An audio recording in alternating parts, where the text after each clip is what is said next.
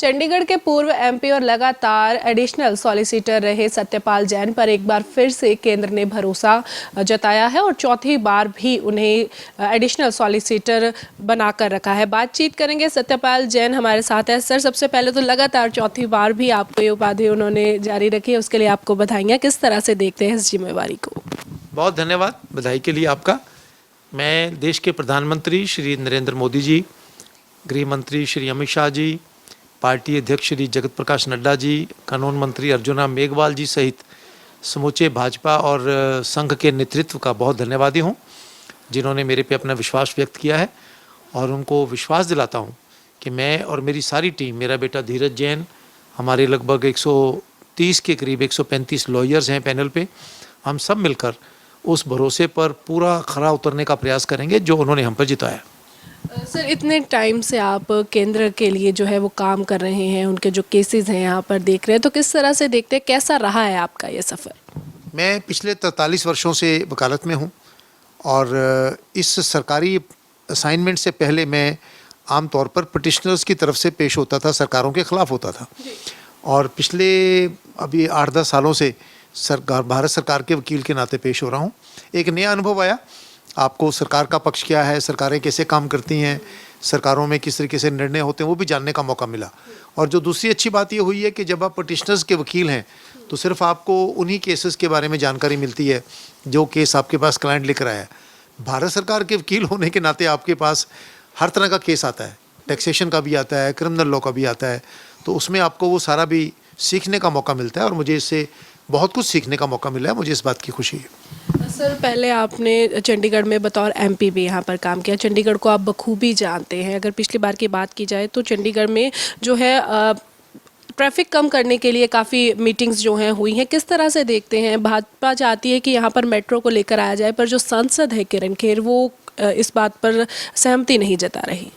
देखिए, मैं 1996 में जब लोकसभा में गया था, चंडीगढ़ से जीता था और 1998 में जीता था, उससे पहले भी निरंतर मैं इस पक्ष में रहा हूं कि चंडीगढ़ में मेट्रो होनी चाहिए।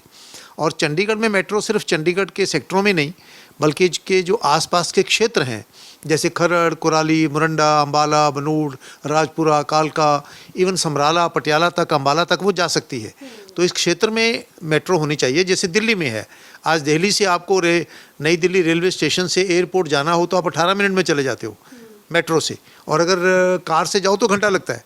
तो मैं इसके पक्ष में हूँ और मुझे खुशी है कि केंद्र सरकार ने इसको मंजूरी दी है और बहुत जल्द ये लागू होगा।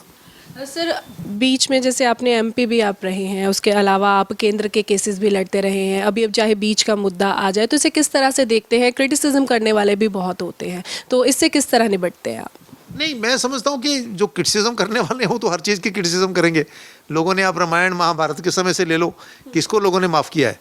किसी को लोग माफ़ नहीं करते, कुछ भी कहते हैं। लेकिन मैं समझता हूँ कि जो इंसान की अपनी क्रेडिबिलिटी है वो रहनी चाहिए। आपकी कॉन्शियस आपको कहे कि जो कुछ आप कर रहे हैं ठीक कर रहे हैं। लोग क्या कहते हैं इसकी बहुत अधिक चिंता करने की आवश्यकता नहीं होती, क्योंकि आज नहीं कल, कल नहीं परसों जो सच्चाई है वो सबके सामने आएगी और स्वयं लोग स्वीकार करेंगे कि नहीं, ये गलत था और ये ठीक था। चंडीगढ़ पर हक भी सभी जताने लगे हैं। पंजाब कहता है हमारा हिस्सा है, हरियाणा कहता है हमारा हिस्सा है, हिमाचल ने भी दावा ठोका है। देखिए, चंडीगढ़ का जो बना था यूटी, ये विभाजन पंजाब का 1966 में हुआ। मैं उन दिनों खरड़ में था और 10वीं जमात का मैं स्टूडेंट था, तो सारा तनाव का वातावरण हमने अपनी आंखों के सामने देखा है। वास्तव में जो चंडीगढ़ पंजाब का विभाजन हुआ था वो शाह कमीशन की रिपोर्ट के आधार पर हुआ था। शाह कमीशन ने सारी खरड़ तहसील हरियाणा को देने की सिफारिश की थी, लेकिन तब के पंजाब के कुछ नेताओं के कारण श्रीमती इंदिरा गांधी ने चंडीगढ़ को यूटी बनाया। अब देखिए, लगभग 50 वर्ष होने को आ गए हैं। पंजाब अपने खुशी है, हरियाणा अपने खुशी है, चंडीगढ़ ने अपने आप में ग्रो किया है। हिमाचल का अभी तक तो इस दौरान में मैंने कभी नहीं सुना कि हिमाचल वालों ने कभी अपना दावा किया है। मेरा एक निवेदन है, ये डिस्प्यूट इंटर स्टेट डिस्प्यूट है, इंटर पार्टी नहीं है। जैसे पंजाब में कांग्रेस, अकाली दल, आम, बीजेपी सबका एक ही स्टैंड है। हरियाणा में, हरियाणा के मामले में कांग्रेस का, अकाली दल का, बीजेपी का, सबका एक ही स्टैंड है। ऐसे चंडीगढ़ में सभी पार्टियों का लगभग एक स्टैंड है। इस इशू को राजनीतिक हितों से ऊपर उठकर देश के और इस क्षेत्र के लोगों के हित में विचार करना चाहिए। अननेसेसरली कंट्रोवर्सी रखना, हमेशा टेंशन में रखना, इससे कोई लाभ होने वाला नहीं है।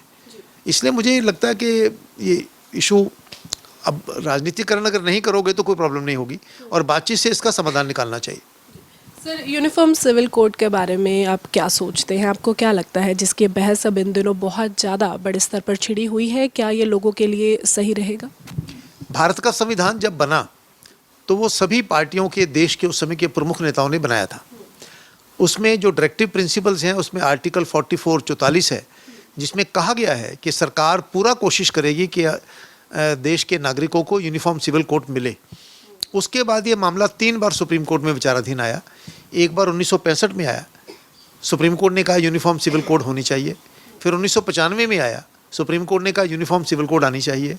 फिर 2015 में आया, फिर सुप्रीम कोर्ट ने कहा कि हिंदुस्तान में अभी तक यूनिफॉर्म सिविल कोड क्यों नहीं आया।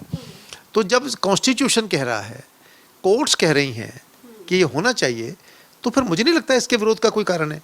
क्यों हो ये कि कुछ बाद में, क्योंकि आप अलग मज़हब के हो इसलिए आप अपनी बीवी को 3 बार तलाक किया तो वो बेचारी घर बैठ गई, और दूसरे में आप तलाक की बात करना हो तो आपको डिवोर्स के लिए केस डालना पड़ता है। उन महिलाओं के साथ ज़्यादती क्यों हो, बच्चों के साथ ज़्यादती क्यों हो? जिन्होंने तलाक दे दिया उनके बच्चों का क्या हक होगा?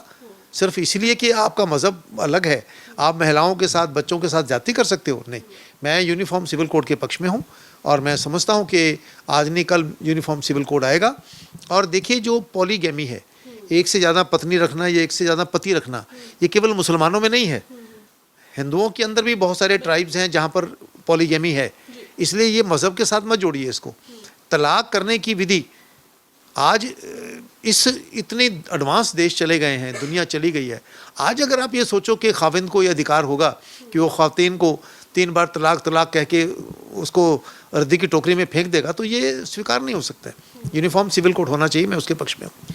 सर, बड़े दिग्गज लोगों के केस जो है आपने लड़े हैं, चाहे वो प्रधानमंत्री नरेंद्र मोदी हों या उपराष्ट्रपति वेंकैया नायडू या सुषमा स्वराज, लाल कृष्ण आडवाणी, कितनों की ही हम बात कर लें, तो आगे का क्या आपका रहने वाला है? जिस तरह से आपको एक बार फिर से इन्होंने इतनी बड़ी जिम्मेदारी बख्शी है। देखिए, मैं पिछले 43 वर्षों से वकालत में हूँ।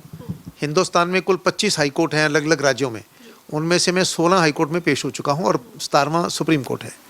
तो पार्टी ने जो भी जिम्मेवारी मेरे को दी या क्लाइंट्स ने जो भी जिम्मेवारी दी, मैंने वो पूरी अपनी तरफ से कोशिश की ईमानदारी से निभाने की। मैं, जैसा आपने कहा, माननीय प्रधानमंत्री जी का वकील रहा, लाल कृष्ण आडवाणी जी का वकील रहा, वेंकैया नायडू जी का रहा, सुषमा जी, शांता कुमार, प्रेम कुमार धूमल, और मैं आपको बताऊं कि कांग्रेस के मुख्यमंत्री हरचरण सिंह बराड़, मैं उनका भी वकील रहा हूँ। हरियाणा में चौधरी बंसी लाल, चौधरी भजन लाल, श्री ओम प्रकाश चौटाला, इनके भी केस मैंने लड़े हैं। पंजाब हरियाणा हाई कोर्ट के रिटायर्ड चीफ जस्टिस मेहर सिंह, रिटायरमेंट के बाद उनका केस था, वो भी मैंने लड़ा है। अहमद पटेल जी को मैंने 4 दिन क्रॉस जामीन किया अहमदाबाद हाई कोर्ट में। पीवी नरसिम्हा राव जी जो देश के प्रधानमंत्री थे, उनको मैंने क्रॉस जामीन किया लिबरान कमीशन में। तो मैं अपने आप को समझता हूँ कि ये भगवान की मेरे पे कृपा रही है और इन लोगों का आशीर्वाद रहा है कि मेरे जैसा छोटा सा वकील भी, उसको इतने बड़े बड़े लोगों के साथ काम करने का मौका मिला। मैं उसको अपना सौभाग्य मानता हूँ और आगे भी जो जिम्मेवारी मिलेगी पूरी ईमानदारी के साथ निभाने की कोशिश करूँगा।